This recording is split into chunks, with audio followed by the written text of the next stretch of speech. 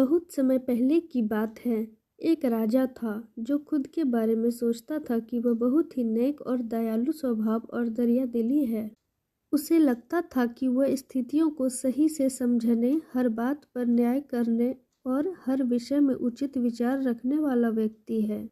राजा की 3 बेटियां थीं। एक दिन उसने अपनी बेटियों को बुलाकर कहा, मेरे पास जो भी है वो सब तुम्हारा है। तुम तीनों को मुझसे ही जीवन मिला है। मेरी इच्छा अनुसार ही तुम तीनों का भूत, वर्तमान और भविष्य बना हुआ है, जो आगे भी ऐसे ही बना रहेगा। मैं ही तुम तीनों का भाग्य बनाता हूँ। राजा की यह बात सुनकर उसकी 2 बेटियों ने शांत मन से राजा की बात में हामी भर दी, लेकिन तीसरी बेटी ने ऐसा नहीं किया। उसने कहा, नहीं, मुझे तो नहीं लगता कि आपके हाथ में मेरा भाग्य है। राजा यह सुनते ही गुस्सा में आ गया। उसने अपनी तीसरी बेटी की कही बातों को एक चुनौती के रूप में स्वीकार किया। उसने खुद को अपनी तीसरी बेटी के सामने सही साबित करने की ठान ली और उसे जेल में बंदी बना दिया गया। इस वजह से राजा की तीसरी बेटी कई सालों तक जेल में ही बंद रही। राजा और उसकी बाकी की बेटियां राजसी जीवन जीते रहे। राजा मन ही मन सोचता कि यह मेरा ही हुक्म है जो मेरी जिद्दी बेटी जेल में कैद है। प्रजा को भी यही लग रहा होगा कि राजा का ही हुक्म है जो उसकी बेटी को ऐसा भाग्य मिला है। उसकी प्रजा के लोग भी यही सोचते थे।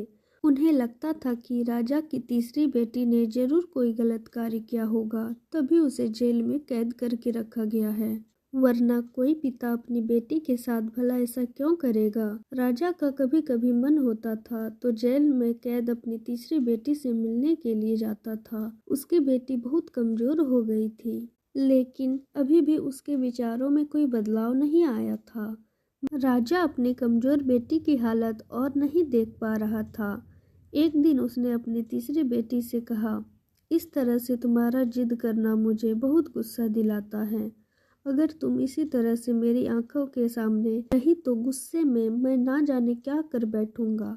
मैं तुम्हें मौत की सजा भी दे सकता हूँ, लेकिन मैं एक अच्छे दिल का व्यक्ति हूँ, इसलिए मैंने सोचा है कि तुम अब मेरे राज्य के पास के ही जंगल में रहोगी। उस जंगल में जानवरों के साथ तुम्हें रहना होगा। राजा ने आगे कहा, उस जंगल में सिर्फ उन्हीं लोगों को रखा जाता है जो मेरे आदेश का पालन नहीं करते।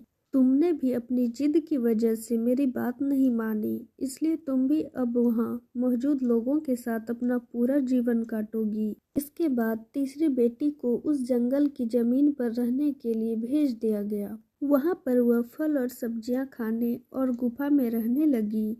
उसके पास पीने के लिए झरने का पानी और ठंड से बचने के लिए सिर्फ सूर्य का ही धूप था। वहाँ की खुली हवा में रहते हुए और फल फूल खाते खाते वह जल्द ही पूरी तरह से स्वस्थ हो गई। उसने वहाँ पर खेती करना भी शुरू कर दिया। गुफा को उसके घर की तरह सजा लिया था और खुशी खुशी वहीं रहती थी। एक दिन वहाँ पर एक भटकता हुआ राहगीर आ पहुँचा। उसे देखते ही राजा की तीसरी बेटी से प्रेम हो गया और दोनों खुशी खुशी वहीं रहने लगे। उस जंगल में उन दोनों के अलावा और भी कई लोग रहते थे, जिसकी मदद से उन्होंने उन जंगल को एक शहर के रूप में बदल दिया।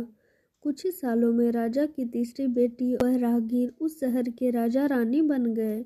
अब उसके शहर की चर्चा दूर दूर तक होने लगी। जैसे ही इसकी जानकारी राजा को मिली, वह उस जंगल में सब कुछ देखने के लिए पहुंच गया। जब उसने वहां की राजगद्दी पर अपनी बेटी को बैठे देखा और साथ में एक खूबसूरत युवक को, तो उसके होश उड़ गए। राजा की बेटी ने अपने महल में अपने पिता का पूरे सम्मान के साथ स्वागत किया।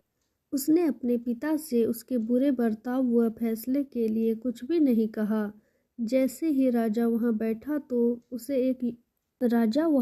तो उसे एक आवाज़ सुनाई देने लगी, जो कह रही थी कि हर इंसान स्वयं ही अपना भाग्य बनाता है, कोई अन्य इंसान किसी और का भाग्य नहीं बना सकता। इसके बाद राजा को खुद ही अपने किए पर पछतावा होने लगा और उसने अपनी सभी बेटियों को अपने भाग्य से आज़ाद कर दिया। उसने अपनी तीनों बेटियों से कहा, भले ही तुम तीनों का भाग्य मेरे हाथ में है, लेकिन हर व्यक्ति खुद ही परिस्थितियों के अनुसार अपना भाग्य अच्छा या बुरा बना सकता है।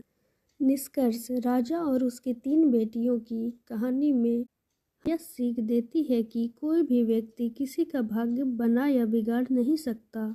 हमारा भाग्य खुद हमारे हाथों में ही होता है, जिसे हम अपनी सूझबूझ से बुरी परिस्थितियों में भी अच्छा बना सकते हैं।